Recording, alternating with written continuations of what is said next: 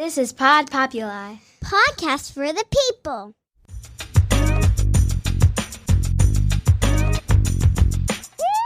The Great Love Debate.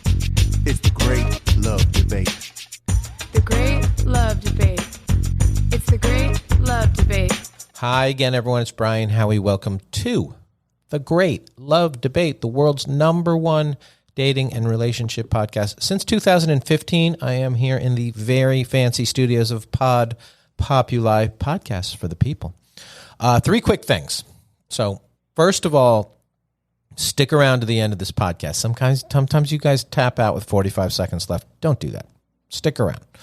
At the end, we're going to have some details about the Great Love Debate, which we have teased on the last couple episodes. We are taking our live show on the high seas, out on the ocean, into the Caribbean. Is that the Caribbean? All of the fun of our live shows on a big, fancy Virgin cruise ship. We got fun, games, celebrities, love, and a lot of laughs. It's going to be good. So I'll have some details at the end of this episode. Secondly, we are bringing back the Tournament of Terrible Choices. A lot of you earlier filled out your brackets, your NCAA tournament brackets, March Madness back in March. And this is sort of the same. The Tournament of Terrible Choices. We will have a whole bunch of terrible dating choices, and we will whittle it down to the absolute terrible choice. We haven't done that in about 18 months, and the last time we did it was nuts. There's some crazy things out there. And strangely, thirdly here, I don't think we've ever done this in the 7 years of this podcast, in the 350, 400, whatever, some odd episodes of this show.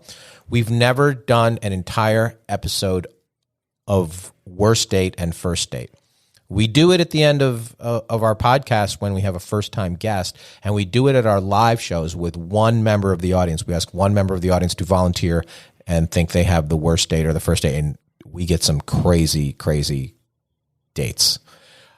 But we're going to take your emailed submissions. So this is your chance. So you've been listening to this a long, long time. This is your chance to get your worst date or your first date on this show. Send it to greatlovedebate@gmail.com. And this is what we want to hear. We want to hear either your absolute greatest first date ever. We don't care what happened with that person or the relationship down the road, but we do want to hear about this amazing date. Or, and we're going to get a lot of these, we want to hear your absolute worst date ever. And that worst date doesn't have to be the first date, but it's got to be the worst date you've ever had. And we're going to devote an entire episode to your tawdry dating tales. We're going to do that, I think, in 2 weeks. So send them in. We will share the good, the bad, and the ugly. A special worst date and first date episode. So send those in.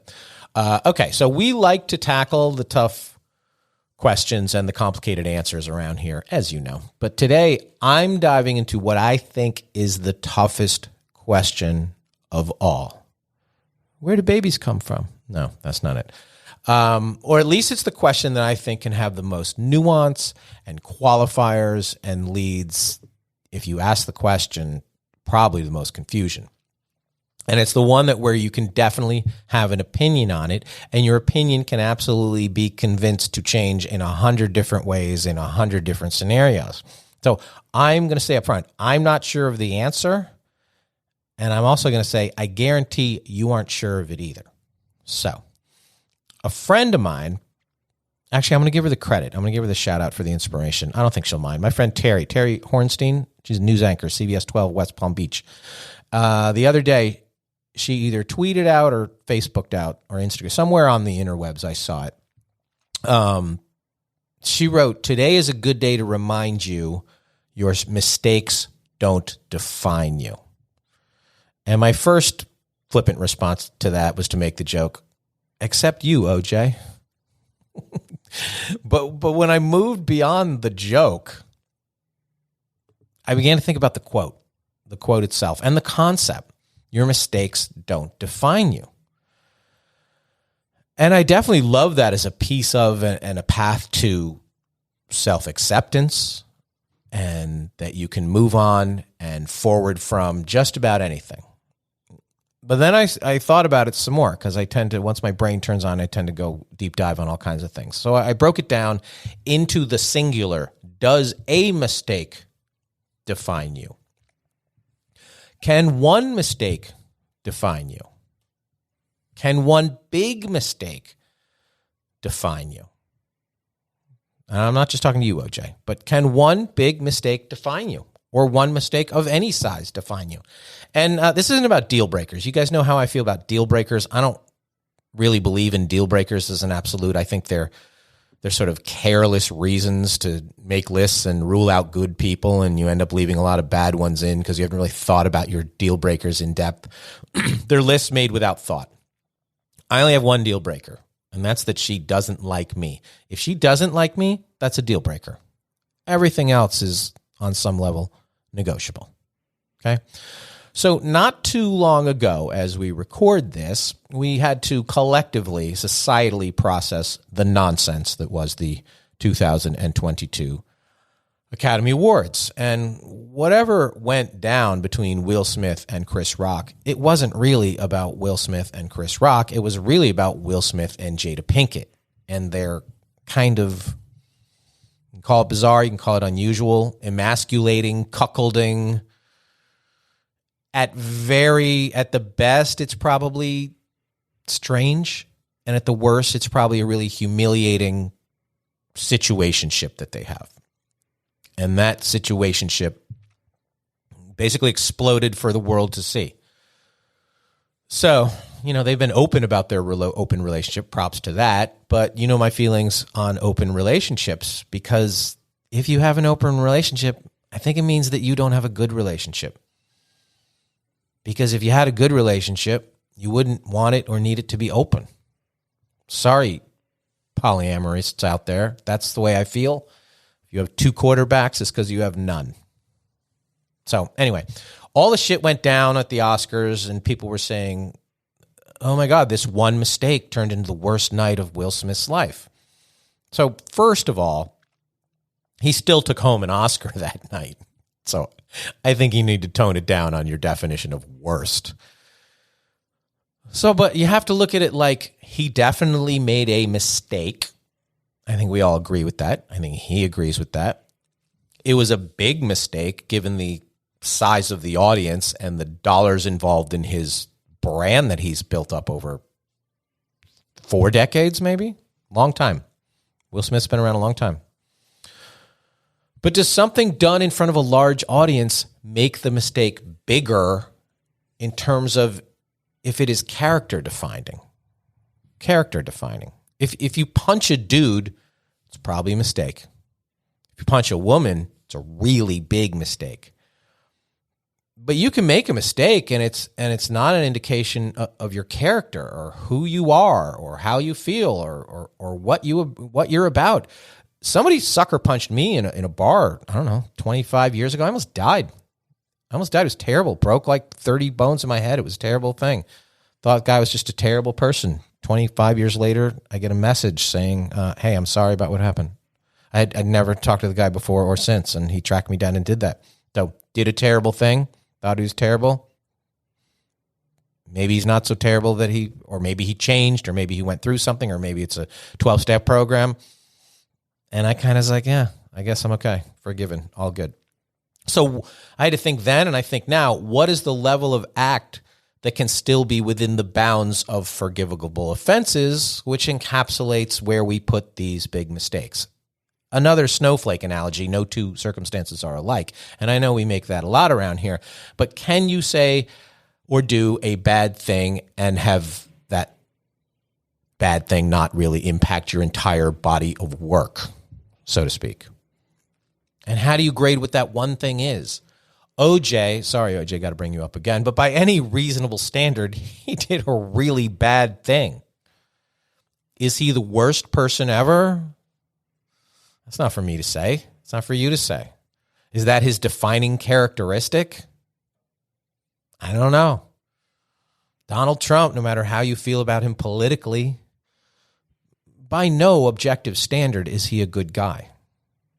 He personally owes me $17,000 for like 15 years, but that's a different story. Hasn't killed anybody, though. that we know of. So how do we rank people, good people and bad people, and good things and bad things? And how the hell do you rank mistakes? It's impossible to answer. So it gives you a headache just thinking about it. One big mistake. And then you got to look at it that way. What is one? Is it one thing? Is it one time? Or is it one pattern of behavior? Is it one thing over and over and over? And then you get into big. What is big? Is it big? Is it big in a moment? Is it big in that it happened at a big event in front of a big audience? Is it big in that it trumps everything else? Should it trump everything else? Has the verb trump been ruined by the noun trump? I don't know. And mistake. So that's the third part of it. One big mistake. Mistake. Was the action the mistake? Or was it the outcome that's the mistake? Will Smith's going to be fine. Tom Cruise had his moments of couch jumping crazy, and we barely remember it now. But, is that going to be a line in Will Smith's obituary? Probably, I think, unless he does something worse. But, should one big mistake be a line in your obituary? And if so, what line? But this isn't really about celebrities. This is about you. It's about me. It's about us and our boyfriends and our girlfriends. And it's about our first dates. And it's about casual flings and serious relationships and people we know and people we have trying to get to know. It's about our husbands and our wives. It's probably about our kids. Do we all make a big mistake? Of course. How big? I don't know. Should we be allowed to? Should we be allowed to make a mistake? Yeah. Should we be allowed to make a big mistake? Yeah. How big? Can almost anything be forgiven? And is that where this really super nebulous concept of unconditional love comes in? And I personally do not believe in unconditional love. Love always has conditions. Always. And one of those conditions is how big of a mistake can be tolerated within the relationship and to the relationship. And that in itself is a condition. So that's what I want to explore, and it's going to be a giant word salad of ramble here, and I've done a few of those, and so I'm being honest about it up front. I don't have an answer to this, and I don't even know if I have a strong opinion on this, which is rare for me, but we're going to take a deeper dive into all of it. So we will be back right after this. And we are back, and we're talking about this idea, this concept of one big mistake. And I think what we're dealing with are three distinct things here. And let's start with the act or the action. Many states, counties, and cities, as we're talking about this, they're unchecking the boxes, so to speak, when it comes to employers asking or being able to ask prospective employees about their criminal history. And that's an issue, I think, that any reasonable person can absolutely see both sides of. Criminal offenses and convictions, they definitely skew badly for minorities at young ages. So if you stole a video game at 17 or 18, should that prevent you from getting a job at 33? I don't know. But if I'm an employer, say I'm Target, do I want to know that somebody I might hire stole a video game when I'm in the business of selling video games? And a lot of other things. I don't know. You can see both sides. Was it a one-time act? Was it a pattern of behavior and they only got caught once? Is it a character flaw that existed at 17 and is still there at 33? Will they steal the game now? So I can see both the value of being able to ask the question, and I can see the value of the applicant not having to disclose it. That one's pretty balanced, I think. I don't know how the law gets passed when you can have any reasonable person see both sides of it. So let's bring all that into dating. We're not about stealing video games here. Many people believe the old mantra, once a cheater, always a cheater. I don't believe that at all. Who you are at 25 should never be who you are at 45. I don't. So if you think, well, cheating is an underlying condition and whatever, you have to break down what is cheating. So